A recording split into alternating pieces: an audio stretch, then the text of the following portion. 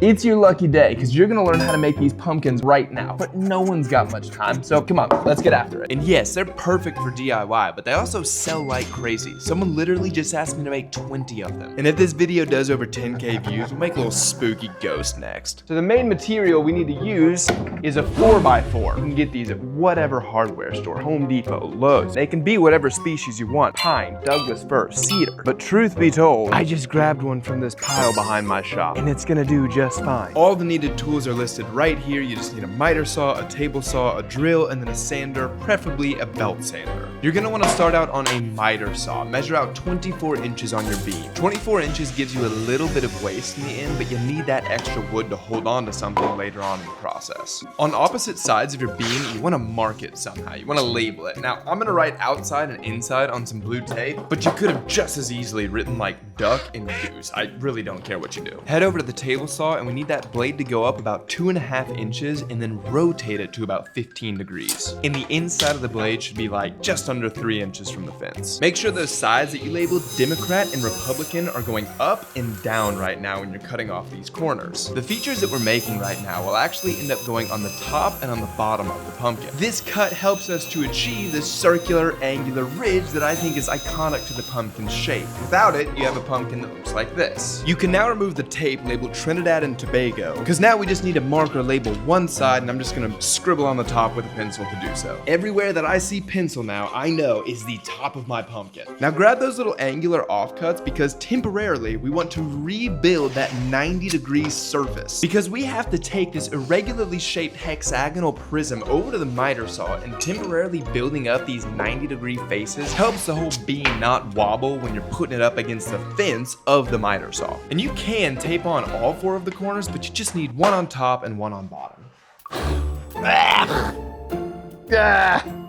And if you've at all enjoyed this how-to video or found it somewhat useful, consider subscribing to the page, because we do these how-to videos for like elite pieces of furniture. And we push the bounds of what wood can even do. I'm talking making skateboards out of wood. I'm talking making fishing poles out of wood, wooden golf clubs. Consider subscribing, it's a good time. But anyway, back to the video. Our miter saw was on 0, but that won't do anymore. We need to change this bad boy to about 20 degrees is what I'm using.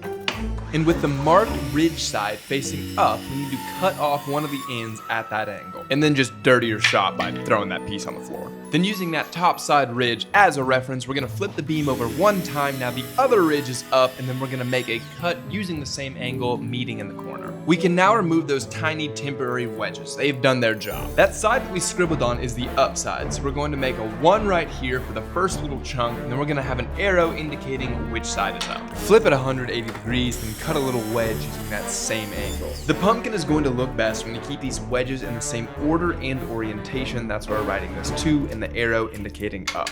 Then we're just gonna keep flipping it and use that same process to make 9 wedges. 9 times not 20, but actually 40 degrees equals 360 degrees. And 360 degrees is the amount of degrees in a standard pumpkin. And please don't ask me about non-standard pumpkins. Science has not quite figured those out yet. Science has also actually not even figured out how to make these pumpkins until this video. Yeah, that's right. There was no design that we stole off the internet or Etsy. Like, no joke, I actually had to utilize my degree in biomedical engineering just to make this thing actually look like a damn pumpkin, and to be able to make the process easy enough to follow and replicate. But we do have even more videos showcasing deeper tips on how to make these pumpkins, or how you can make these pumpkins in different sizes, or even business insights on these pumpkins. Things like, how much would I sell them for? How long did it take me to make one? How could I streamline it to make more quickly? And where do I sell these things? All on the Outer Woods Patreon page. And support on the Patreon page directly helps us to make more of these free how-to videos for you. Back at it, we gotta start sanding all 9 of these wedges on a belt sander. And this isn't just to make it smooth. No, this actually really affects the aesthetic of the pumpkin. You know when you're like checking out and feeling a pumpkin, there are those vertical ridges between each of the wedges? That's what we're doing here. If you don't sand all of those edges on each wedge, you get a dud of a pumpkin.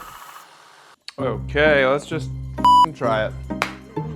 All right, we're just gonna go for it. All right, I'm not gonna sugarcoat it. This is unequivocally the hardest part of the whole damn pumpkin. Typically with miter joints, you can just put the corners of the miters together on some blue tape and then just roll them together. But because we have those wedges taken out, you can't directly put a corner on a corner, and then you don't know how far to space out the little gaps.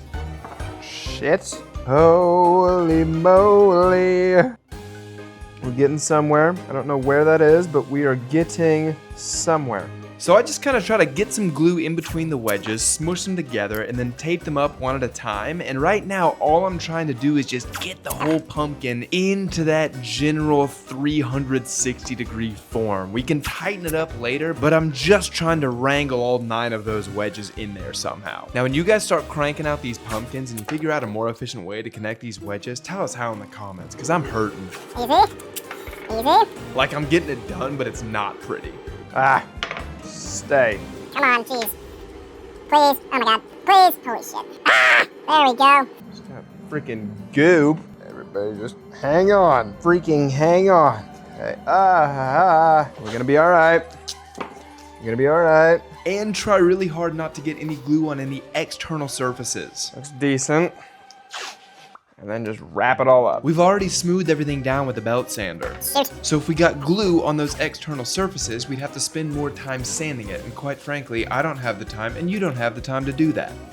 Now, if all you have is blue tape, wrapping it up tight like this will suffice. But if you happen to have a ratchet strap, rope it around this thing and crank it down a few times. That way your joints are really tight. Now we add the iconic feature to this pumpkin, the stem. And you can make it whatever size you want, but I'm gonna take it back to that table saw and I'll actually just leave the angle that the blade was at. It's just a jaunty little 16-degree angle. Then I'll take it back to the belt sander and I'll sand it so that it's a little bit more angular like the rest of our pumpkin, but you gotta leave the base circular because we're gonna go back to the pumpkin and drill a hole in the top of it with a Forstner-bit that's the same diameter as the pumpkin stem. You do want to make sure you glue inside of the hole rather than on the pumpkin stem, or else when you put the stem in the hole, it's going to smush out and it's going to get on the exterior of your pumpkin and you'll have to sand it again. Now, most wood glue recommends that you let things stay clamped, or in our case, taped for 30 minutes, but I'm gonna leave mine for like 2 or 3 hours, then I can remove the ratchet strap, remove the tape, and at this point, you have your very own pumpkin in 3, 2, 1, jabang. Personally, I am stoked with how these pumpkins turned out. When I made the first one, it instantly got me into that fall mood. Like, damn, my bar for quality fall home decor is quite high, but these pumpkins cleared it with flying colors. But yeah, let me know if you like this style of video in the comments, this seasonal decor sort of stuff, because if you do, if the video does well, then shoot, we'll make a little ghost or something spooky. And if you want to put a stain or a finish on this to make them look more red or orange, go right ahead. I thought they looked good natural. And as always, huge thank you to all our Patreon subscribers, a special shout out to Brooks B as an old growth member. All of your support makes videos like these possible. And we will see you next time when we look to see if we can base jump with a wooden parachute. Cheers, my friends.